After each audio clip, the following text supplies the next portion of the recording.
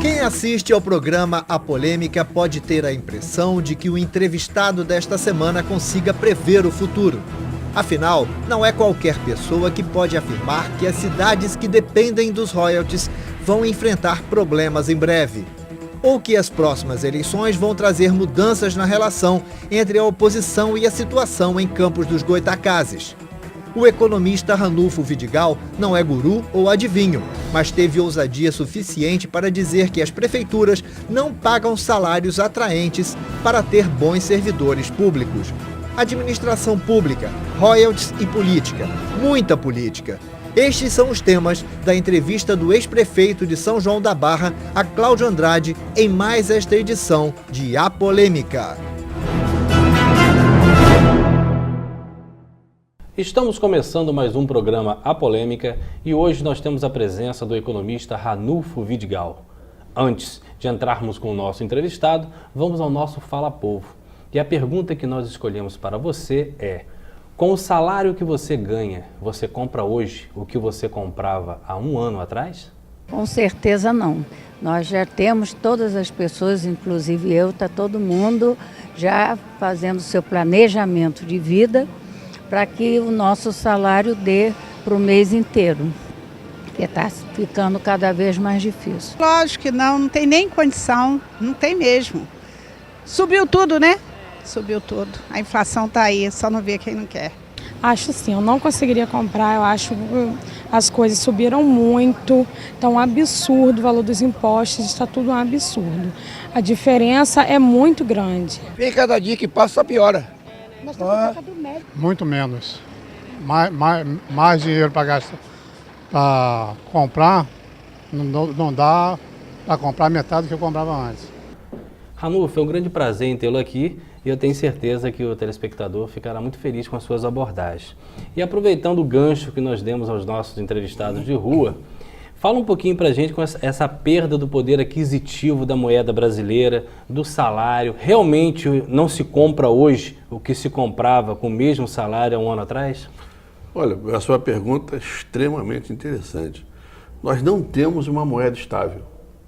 Uma sociedade que paga 12,25% ao ano de taxa básica de juros, quando o mesmo juro na Suíça é negativo em 0,5%, é uma sociedade que não tem moeda estável. Então, nós temos sempre um ciclo de preços onde os preços vão na frente e os salários tentam acompanhar atrás. Por exemplo, muito provavelmente hoje você está pagando o preço da gasolina 15% superior a um ano atrás. Vai pagar 40% a mais no preço da luz, logo. E vai pagar 31% no IPTU. Então, que moeda é essa? Ou seja, o poder de compra das famílias, com certeza, vai ser muito melhor, muito menor, já está muito menor com relação a 12 meses atrás. E, na minha concepção, não quero colocar aqui uma questão com tanto pessimismo, eu acho que vai piorar. Ranulfo, ainda dentro dessa questão, o que pode ser feito de imediato para que a gente possa ter pelo menos uma proximidade maior entre salário e aumento de carga tributária? Eu acho que de 12 meses do ano, você me corrija se eu estiver errado, acho que no mínimo 5 a gente caminha só pagando o tributo para entrar um pouquinho no dinheiro lá na frente. O que pode ser feito para tentar aproximar o povo um pouco mais salário, renda per capita e poder aquisitivo? Isso é uma estrutura de poder. Porque quem decide isso é o Poder Legislativo. E o Poder Legislativo tem decidido muito contra o segmento mais humilde. Vou te dar um exemplo.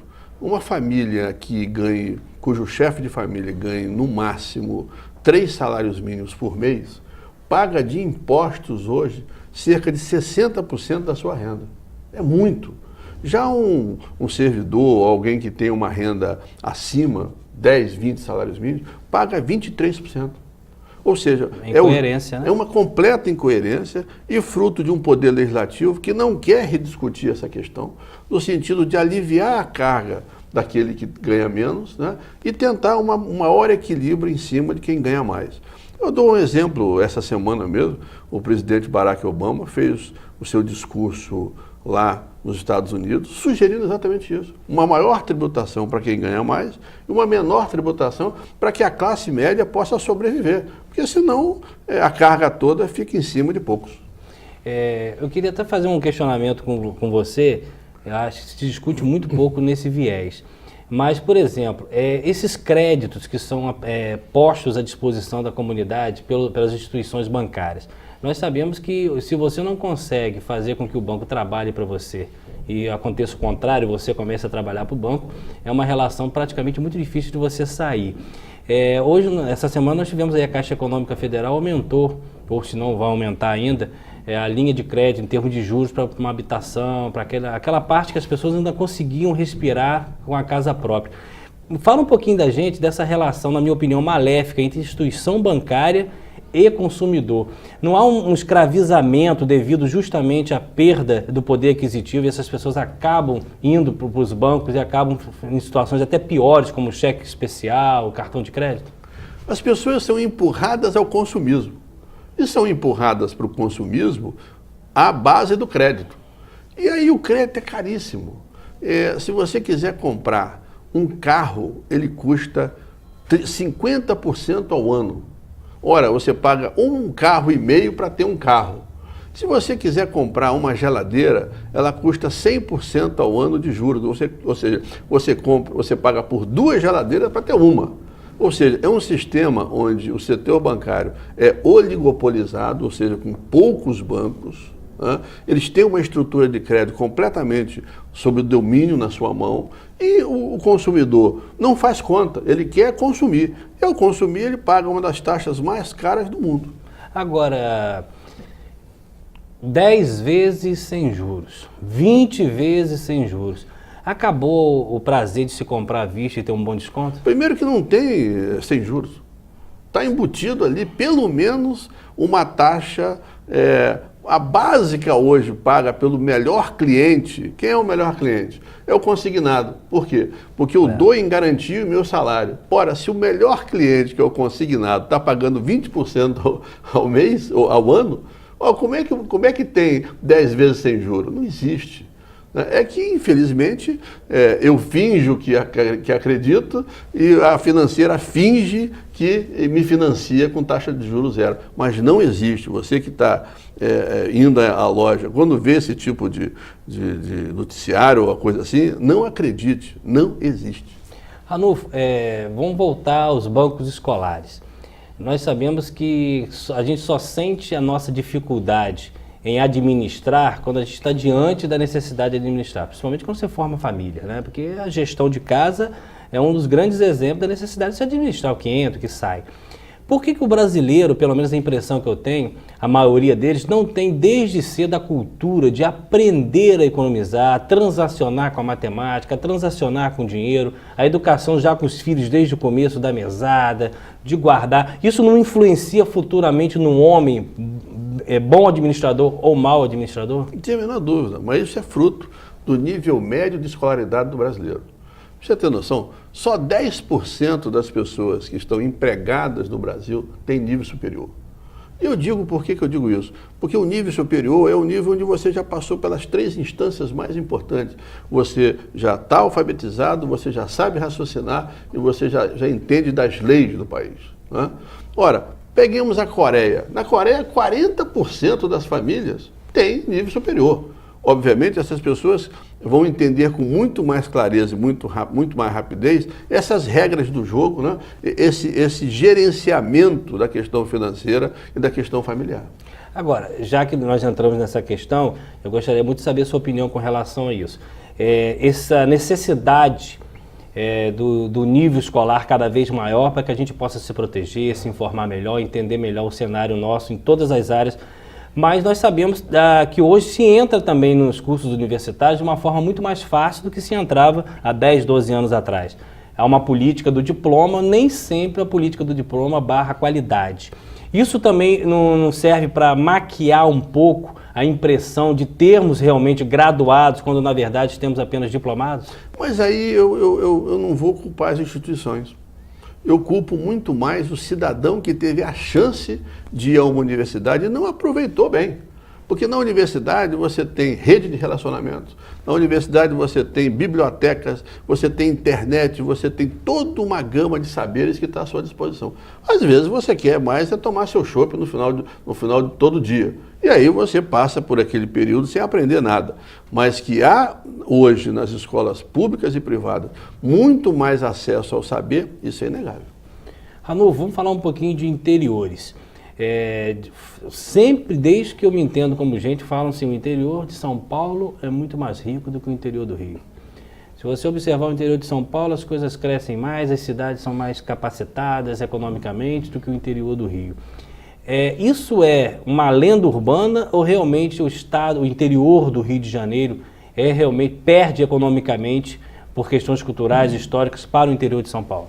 O interior de São Paulo é muito mais forte que o interior do estado do Rio de Janeiro, mas já foi pior.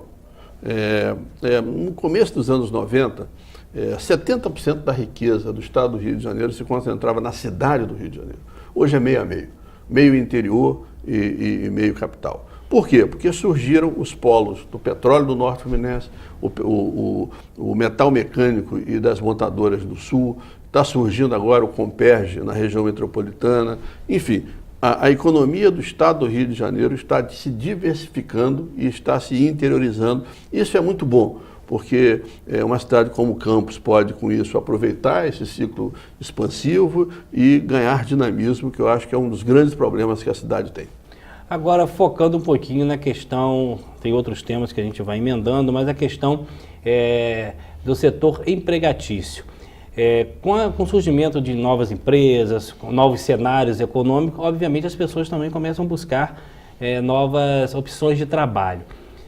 As cidades especificamente, por exemplo, Campos, São Francisco, São João da Barra, essas cidades estão preparadas para dar ao seu morador os empregos que estão chegando, ou devido a uma dificuldade aí de qualificação, a gente está sujeito a ser uma cidade hospedeira também na área laborativa? Vou dar um exemplo da sua pergunta, excelente pergunta. São João da Barra, 70% de quem se emprega hoje no Porto do Açu é de fora. 30% da cidade. Preocupante isso. Isso é função de quê? Isso é função de toda uma história de capacitação ainda precisando melhorar. Não é? Campos. Quem é o maior empregador em Campos? É o comércio. Quem é o outro grande empregador em Campos? Os serviços. Mas esses dois segmentos empregam com médias salariais baixas, R$2.000, R$1.500. Quem é o empregador que em Campos emprega com alto salário? A prefeitura. A prefeitura tem 1.700 cargos comissionados, presidentes de empresas, secretários, diretores, dos quais 555 ganham uma média salarial de R$ 6.300. Se esta pessoa sair do setor público e for para o setor privado, ela não vai conseguir o mesmo emprego. Ela não vai conseguir o mesmo salário. Por quê? Porque o poder público paga 3 vezes mais a média salarial da cidade. Mas aí, eu já vou entrar, você adiantou até um tema que eu ia deixar um pouquinho mais para frente. Faz para a gente um retrato. Na minha opinião, a prefeitura não pode mais ser um trem pagador da forma que além dela ser trem pagador enquanto prefeitura, as empresas terceirizadas também ficam na dependência desses repasses da prefeitura. Eu vejo, na minha opinião, que o setor privado legítimo começa a perder um espaço, porque futuramente, se a prefeitura fizer um enxugamento de uma máquina bem seca, bem enxuta, nós vamos ter um nível de desemprego enorme na cidade. Eu tenho certeza disso. E vamos ter uma perda de renda circulante enorme. Por quê? Porque a prefeitura representa hoje em Campos 30% da circulação de dinheiro na economia. É muito. É muito. Isso você já está contando com as empresas terceirizadas? Tudo. Ora, você tem Estado de mais e setor privado de menos. Eu diria que eu vou fazer aqui uma alusão a um político importante de São Paulo chamado Mário Covas. Ele dizia, teórico, que nós precisamos de um choque de capitalismo. Eu diria que a nossa Campos precisa de um choque de capitalismo. O poder público precisa dar uma recuada, até porque agora temos a crise do petróleo, a crise dos preços, a crise da Petrobras, dá uma recuada e o setor privado precisa, com o seu empreendedorismo, ocupar o seu lugar. Você tocou nessa questão da crise do petróleo, e em Campos foi intitulada a crise do barril do petróleo. Essa crise do barril do petróleo, pelo menos o que eu li, começou a ser ventilada nos municípios, como Campos, como também outros, agora em janeiro de 2015. Antes, várias prefeituras, como até a de Campos, não estavam alardeando, poderiam até saber do problema, mas não estavam alardeando tanto. Campos recebeu no ano passado, segundo uma matéria do Globo, foi o município do país que mais recebeu em arrecadação de royalties, quase 800 milhões de reais. Não é necessário discutir primeiro o que foi investido em 2014 para depois falar da possível crise de 2015? Não só 2014, 2013, 2012, 2011, porque nessa brincadeira toda, nos últimos 6 anos, Campos recebeu 8 bilhões de reais de indenização do petróleo. E aí eu lhe pergunto, dinamizou a economia? E aí eu lhe pergunto, industrializou a economia? A economia nossa tem mais indústrias? A economia nossa tem mais chances de oportunidades de emprego? Eu diria que não. É só ver os dados do CAGED que estão saindo agora com relação a dezembro. Vamos ter uma taxa de empregabilidade na cidade praticamente negativa. Ou seja, como é que é o ciclo de emprego em Campos? De janeiro a fevereiro está todo mundo na praia. A partir de março começam as contratações do setor canavieiro, que emprega cerca de 5 mil formalmente, e aí esse ciclo dá um gás à economia. Quando chega em novembro, esse ciclo canavieiro desemprega. E aí, em dezembro, quem toma conta do emprego é o setor comercial. E no meio do ano é o setor de serviços, empregando 200, 300 pessoas por mês. Ora, é uma economia que tem alto potencial que não está sendo aproveitado. E aí eu vou culpar a prefeitura? Não. Isso é uma questão de uma discussão entre as lideranças e a sociedade. Agora, aproveitemos que o petróleo deixou de ser uma dádiva e nós podemos, com isso, rediscutir que tipo de economia nós vamos ter no futuro sem que haja essa hipertrofia, ou seja, esse tamanho enorme do poder público e esse acanhamento do setor privado. Essa é a discussão que eu acho que nós, você, como formador de opinião, temos que colocar na rua sem colocar culpa em ninguém. Colocar, sim, que é uma discussão fundamental para que a sociedade entenda, afinal de contas, qual é a Campos que queremos, qual é o norte fluminense que queremos. Eu, na qualidade de pesquisador e uma pessoa estudiosa, quero discutir isso. Você, com certeza, quer discutir isso. Outras pessoas da classe média estão muito querendo discutir isso. E sem contar o seguinte, nós estamos no final de um ciclo político. Em 2016, outras lideranças estarão sentadas na prefeitura. Outras lideranças talvez completamente diferentes do que temos hoje, com outras ideias, com outro tipo de comportamento, com outra visão de mundo. Está na hora de discutir. Perfeito. Nós estamos aqui com o economista Ranulfo Vidigal, nós vamos ao intervalo e já voltamos.